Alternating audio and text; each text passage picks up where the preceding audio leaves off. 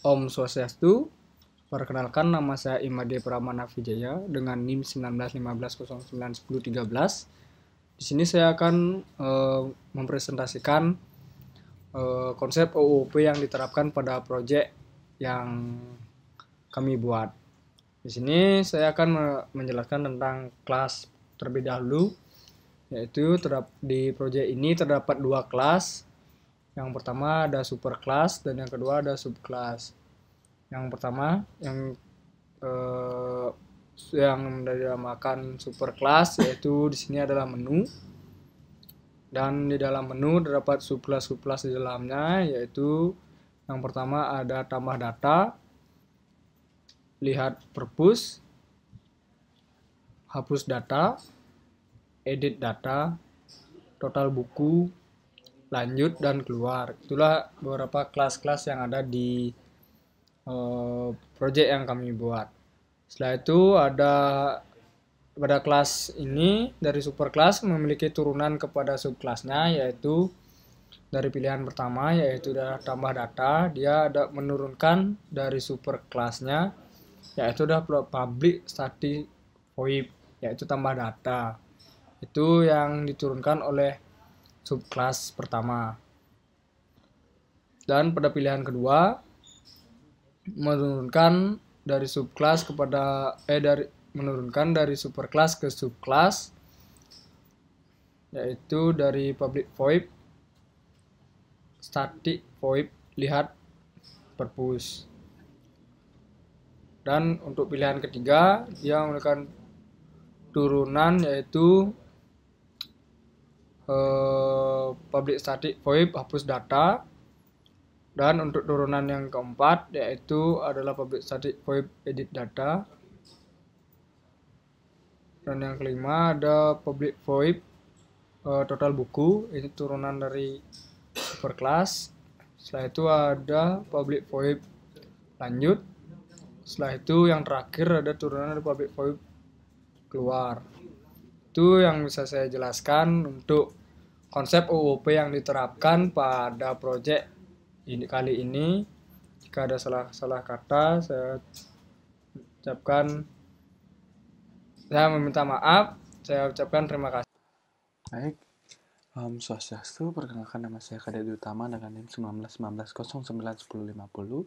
Nah, di sini saya akan menjelaskan beberapa shortcut yang ada di dalam latihan 1. Nah, di soal nomor 1 ini saya memilih untuk sistem perpus seperti itu. Nah, di mana ketentuannya saya membuat dua buah pick, di mana pick pertama saya beri nama dir. Di sini saya menggunakan ataupun menambahkan kelas yang nantinya saya gunakan, yaitu kelas tampilan. Nah, kemudian ada juga pick soal pertama di mana saya menambahkan di sini kelas main dan perpus yang nantinya saya gunakan dalam membangun sistem perpus ini. Nah, langsung saja, yaitu di mana di public class perpus di sini mendeklarasikan sebuah variabel dan sebuah tipe data di mana bersifat private seperti itu. Nah, seperti yang bisa dilihat di sini saya menambahkan ISBN, nama buku, dan jumlah dengan tipe datanya masing-masing. Nah, kemudian di sini saya membangun konstruktor yang bagian di sini. Nah, di sini bagian ini berfungsi sebagai metode yang khusus yang akan diedukasi pada saat pembuatan objek inheritance atau inheritance. Nah, biasanya metode ini digunakan untuk inisialisasi atau mempersiapkan data untuk objek seperti itu. Nah, kemudian di sini saya juga menambahkan set yang nantinya akan mengeset nilai. Nah, tetapi di awal saya sudah mengeset bahwa variabel ISBN di set belum ada data, kemudian di nama buku belum, dan jumlah di set endul seperti itu. Nah, di dalam set di sini juga berfungsi untuk mengeset ataupun mengganti nantinya data dari ISBN ini. Nah, seperti yang kita lihat ada ISBN, nama buku beserta jumlah. Nah, kemudian get di sini untuk menampilkan. Nah, di sini ada sama saja juga ada ISBN, nama buku, dan jumlah. Nah, inilah shortcut yang ada di dalam kelas perpus seperti itu. Nah, kemudian kita beralih sekarang ke main. Nah, di sini main memanggil beberapa ataupun codingan yang ada di perpus dipanggil di kelas perpus ke kelas main seperti itu. Mana di sini sudah memanggil ataupun menggunakan ArrayList dengan memanggil perpus. Nah, berikut adalah program dari main Java ataupun yang ada di dalam kelas main. Nah, di sini di public static void menu saya sudah mendeklarasikan bahwa tampilan nanti akan diarahkan ke display, yaitu ke kelas tampilan seperti itu. Nah, kemudian di sini adapun pilihan-pilihan yang nantinya ada di menu. Bila mana memilih satu, maka langsung saja akan memanggil kelas tambah data. Nah, tambah data kita bisa dilihat di sini ada feed static void tambah data yang nantinya akan memproses bila mana menu satu ini dipilih oleh user. Nah, kemudian ada menu 2 yaitu melihat perpus ataupun melihat data yang ada di perpus seperti itu. Nah, kemudian ada yang ketiga yaitu edit data. Nah, sebelum edit data maka akan tampil terlebih dahulu data perpus, baru nanti kita akan mengeditnya seperti itu. Nah, kemudian ada pilihan yang keempat yaitu menghapus. Sama saja menghapus di sini juga akan menampilkan data perpus terlebih dahulu, yaitu data yang ditampilkannya yaitu data yang terkini. Nah, kemudian yang kelima adalah total buku, total keseluruhan dari buku yang ada di perpus. Dan yang keenam adanya keluar, yaitu keluar dari sistem. Nah, bila mana di sini memilih angka selain yang ada di menu, maka akan menampilkan menu tidak tersedia dan akan melanjutkan ke program selanjutnya seperti itu.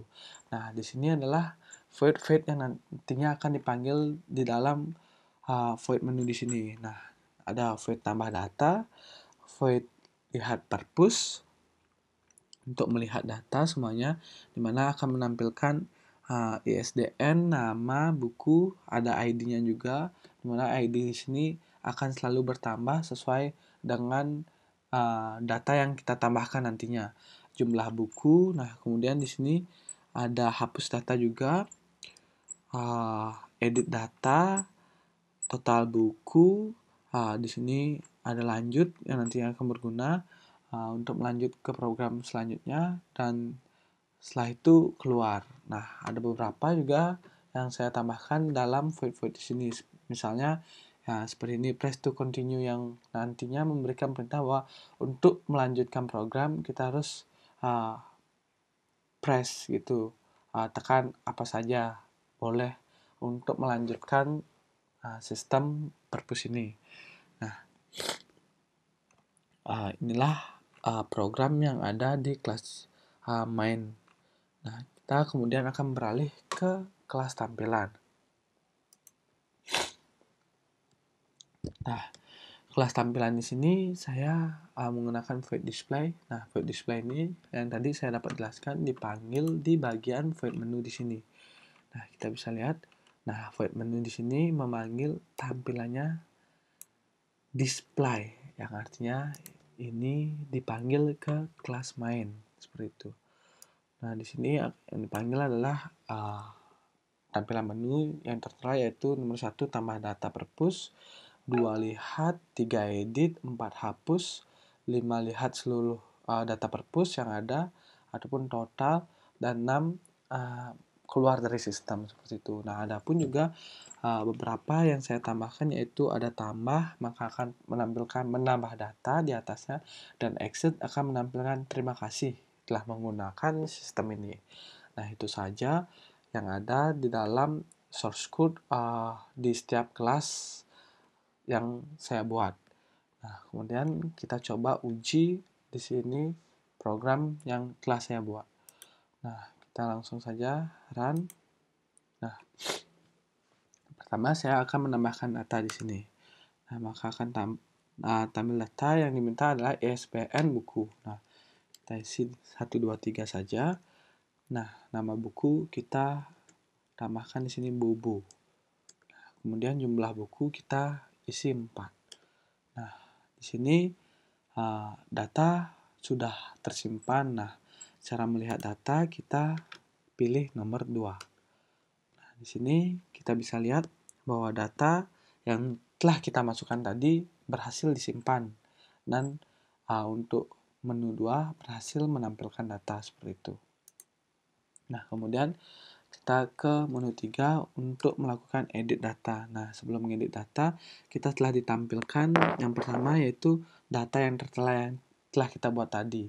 Nah, karena data 1 yang ada ataupun cuma data 1 yang tersedia, maka kita akan edit data 1 dengan memilih ataupun memasukkan nomor ID 1. Seperti itu. Nah, kemudian kita enter. Nah, di sini kembali kita ditanyakan ISBN buku akan diganti dengan angka berapa. Nah, kita tambah saja 1, 2, 3, 4.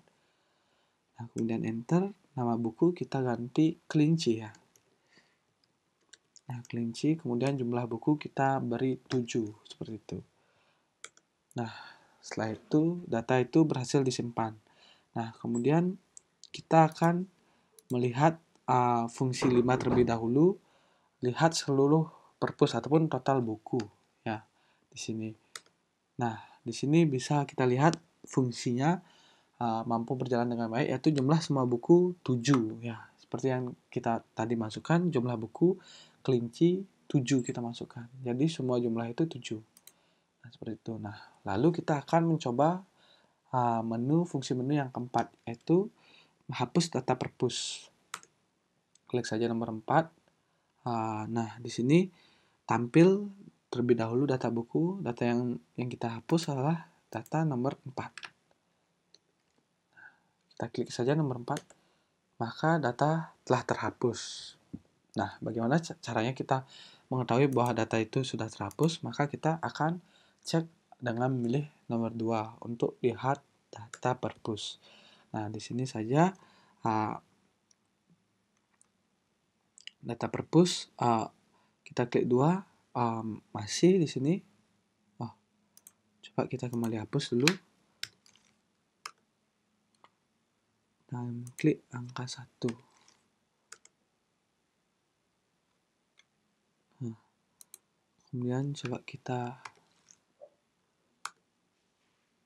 nah ini baru berhasil tadi menghapus. Mungkin saya ada salah masukkan. Saya angka 4 saya masukkan. Sebenarnya data yang dihapus adalah data 1 karena cuma ada 1 data.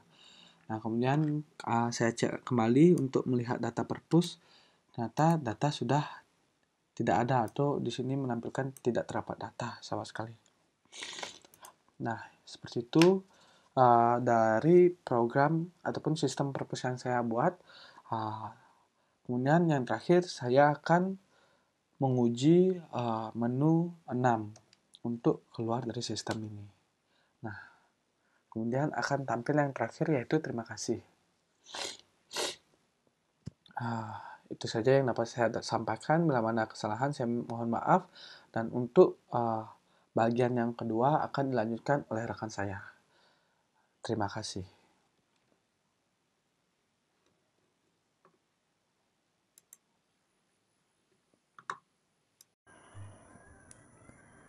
Om Swastiastu. Jadi, perkenalkan di sini nama saya Niputu Regita Pringadani Prakasa Putri. NIM 1915091029. Video kali ini saya akan menjelaskan project kedua, yaitu project restoran. Jadi di sini langsung saja. Pertama-tama kita import dulu Java scannernya untuk bisa memasukkan data ke dalam projectnya. Kemudian selanjutnya kita buat public class resto. Public class resto ini dalamnya itu berisi program-program yang akan ada pada resto tersebut. Yang pertama itu kita tentukan dulu variabel-variabel yang akan digunakan pada program ini. Pada program ini terdapat variabel pilihan menu, ABC, jumlah dari menu yang dipilih, yaitu diberi nama quantity A, quantity B, dan quantity C. Kemudian pembayaran, uang, dan subtotal. Semua variabel ini punya tipe data integer dan inisialisasikan dengan 0 terlebih dahulu. Kemudian di sini kita akan menyediakan pilihan-pilihan menu, yaitu yang pertama pilihan menu, dan kedua untuk pembayaran. Jadi di sini saya menggunakan ulangan do. Nah, pertama kita buat dulu outputnya yang diinginkan dari nama dari restoran tersebut. Misalnya namanya McFC ini. Kita atur sedemikian rupa menjadi tampilannya seperti ini. Kemudian kita tampilkan juga pilihan yang tersedia pada menu McFC ini, yaitu pertama itu menu dan kedua itu pembayaran. Kemudian memerintahkan user untuk menginputkan pilihannya pada scanner yang sudah disediakan.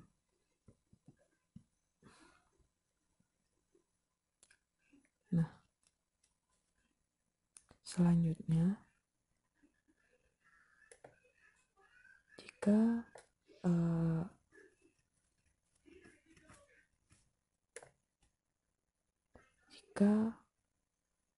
user memilih pilihan satu, yaitu pilihan menu, maka dia akan langsung menuju ke pilihan menu dari restoran tersebut, yaitu ada 3 menu.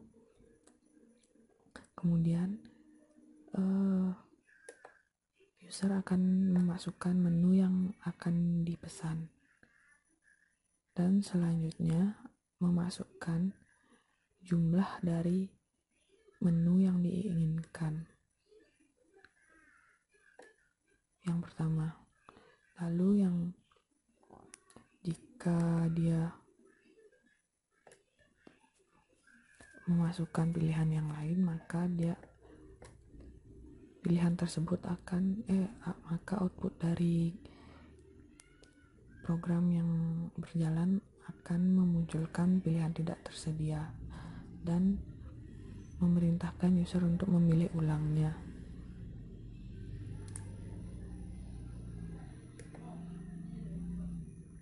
Kemudian setelah memasukkan pilihan menunya, kemudian jumlah dari menu, dan kemudian user akan menuju ke total pembayaran dari menu yang dipilih. Jadi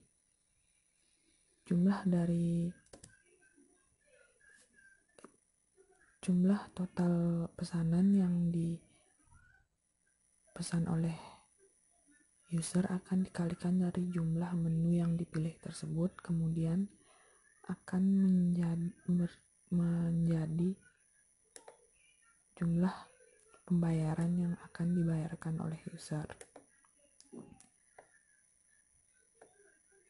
Kemudian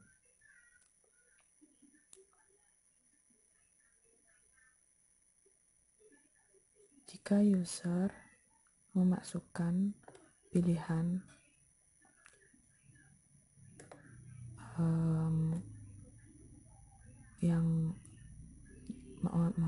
jika user memasukkan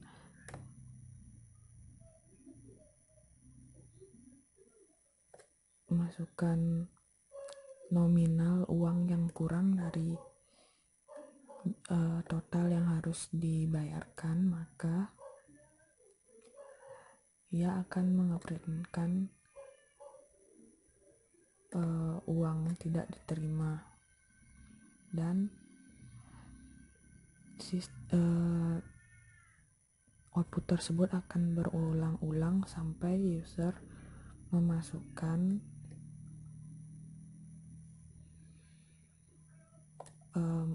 total pembayaran yang sesuai. Kemudian jika sudah memasukkan total pembayaran yang sesuai, maka transaksi akan berhasil dan program akan langsung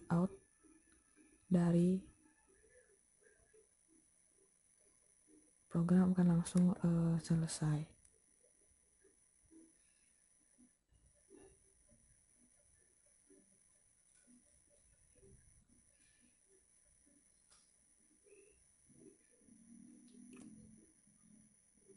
Jadi di sini kami menggunakan satu kelas, yaitu kelas RIS2 saja, dan satu void juga, atau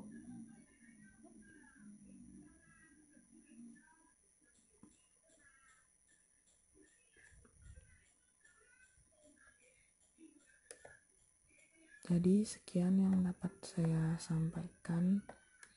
Jika ada kesalahan, mohon dimaafkan, dan akhir kata saya ucapkan terima kasih.